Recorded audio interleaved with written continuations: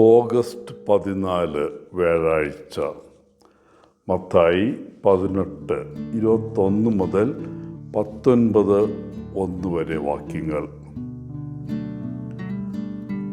1941 August 14 German ഓഷ്വിറ്റ്സിലെ മരണ ക്യാമ്പിൽ വെച്ച് വധിക്കപ്പെടാൻ സാധ്യതയുള്ള ഒരു മനുഷ്യൻ്റെ സ്ഥാനത്ത് സ്വമേധയാ രക്തസാക്ഷിത്വം വരിച്ച പോളിഷ് മിഷണറി വിശുദ്ധ മാക്സിമിലിയൻ കോൾബയുടെ തിരുനാൾ ഇന്ന് സഭ ആഘോഷിക്കുന്നു. സങ്കല്പിക്കാനാവാത്ത ക്രൂരതകൾക്കിടയിലും സ്നേഹത്തിൻ്റെയും ക്ഷമയുടെയും ശക്തമായ പ്രകടനമായിരുന്നു കോൾബയുടെ പ്രവൃത്തി.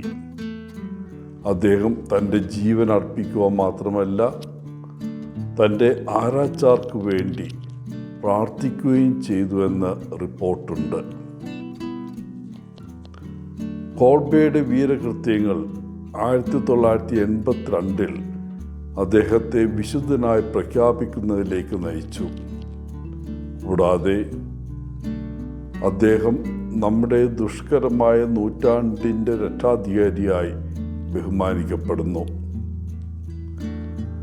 ക്ഷമ എന്നത് ഒരു വ്യക്തിപരമായ തിരഞ്ഞെടുപ്പ് മാത്രമല്ല, കൂടുതൽ സമാധാനപരവും സ്നേഹനിർഭരവുമായ ഒരു ലോകം സൃഷ്ടിക്കാൻ കഴിയുന്ന ഒരു പരിവർത്തന ശക്തി കൂടിയാണെന്ന് അദ്ദേഹത്തിൻ്റെ ജീവിതം നമ്മെ ഓർമ്മപ്പെടുത്തുന്നു.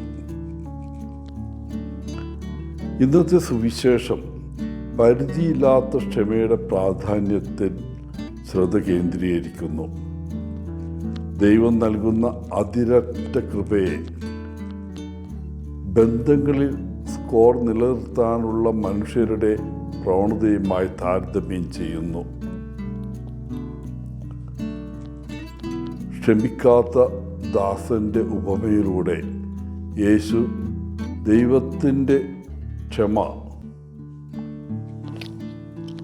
സൗജന്യമായി നൽകപ്പെടുന്നതും വലുതുമായത് മറ്റുള്ളവർ നമ്മോട് ആവർത്തിച്ച് തെറ്റ് ചെയ്യുമ്പോൾ പോലും നമ്മുടെ സ്വന്തം ക്ഷമയിൽ പ്രതിഫലിക്കണമെന്ന് ചിത്രീകരിക്കുന്നു.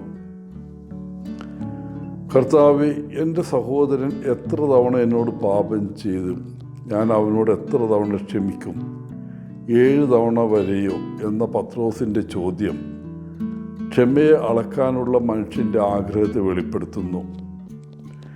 7 അല്ല 70 തവണയാണ് ഞാൻ എന്ന് നിങ്ങളോട് പറയുന്നു എന്ന യേശുവിൻ്റെ പ്രതികരണം ക്ഷമ എന്നത് ഒരു സംഖ്യാ എണ്ണത്തിൽ പരിമിതപ്പെടുത്തരുത്, മറിച്ച് ഹൃദയത്തിൻ്റെ സ്ഥിരവും അതിരുകളില്ലാത്തതുമായ ഒരു ഭാവമായിരിക്കണമെന്ന് ഊന്നിപ്പറയുന്നു.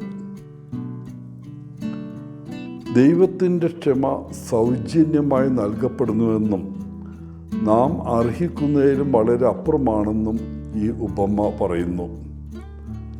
ദൈവത്തിൻ്റെ അതിരുകളില്ലാത്ത ക്ഷമയുടെ സ്വീകാർത്താക്കളാണ് നാമും എന്ന് തിരിച്ചറിഞ്ഞുകൊണ്ട് ഈ കൃപയോടുള്ള നമ്മുടെ പ്രതികരണം മറ്റുള്ളവരിലേക്കും അതേ കരുണ വ്യാപിപ്പിക്കുക എന്നതായിരിക്കണം. എന്തുകൊണ്ടാണ് ക്ഷമിക്കാൻ വളരെ ബുദ്ധിമുട്ടുള്ളത്? കാരണം ക്ഷമ നമ്മെ ദുർബലരും വിഡ്ഢികളോ അല്ലെങ്കിൽ മണ്ടന്മാരോ ആക്കുന്നതായി തോന്നുന്നു. എന്നാൽ കർത്താവ് നമ്മെ ഉയർന്ന ഒരവസ്ഥയിലേക്ക് വിളിക്കുകയാണ്. ക്ഷമിക്കുക എന്നതിനർത്ഥം നമ്മൾ കൂടുതൽ മനുഷ്യത്വമുള്ളവരും ദൈവീകരുമായി തീരുന്നു എന്നതാണ്. ക്ഷമ ബലഹീനതയുടെ ലക്ഷണമല്ല, അത് ശക്തിയുടെ അടയാളമാണ്. മറ്റുള്ളവർ എന്നെക്കുറിച്ച് ചിന്തിക്കുന്നതിൽ നിന്ന്, ലോകത്തിൻ്റെ അഭിപ്രായങ്ങളിൽ നിന്ന്, എൻ്റെ സ്വന്തം തെറ്റുകളിൽ നിന്നും പരാജയങ്ങളിൽ നിന്നും, നീരസത്തിൽ നിന്നും പ്രതികാരത്തിൽ നിന്നും എന്നെ തന്നെ മോചിപ്പിക്കുന്ന ഒന്നാണത്. ക്ഷമയ്ക്ക് ധൈര്യം ആവശ്യമുള്ളതിനാൽ എനിക്ക് ആരോടും ഒന്നും തെളിയിക്കാനില്ല. ക്ഷമ മറവിക്ക് തുല്യമല്ല, അത് വിശുദ്ധിക്ക് തുല്യമാണ്. ദൈവകൃപയില്ലാതെ ക്ഷമ അസാധ്യമാണ്.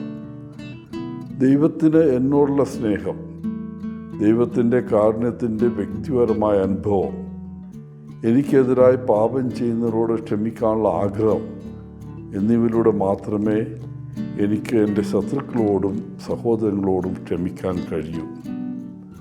അതിനാൽ പ്രിയപ്പെട്ടവരെ, നമ്മൾ ക്ഷമിക്കുമ്പോൾ ദൈവം നമുക്ക് വേണ്ടി ചെയ്തത് ഒരിക്കലും നമ്മൾ മറക്കുന്നില്ല.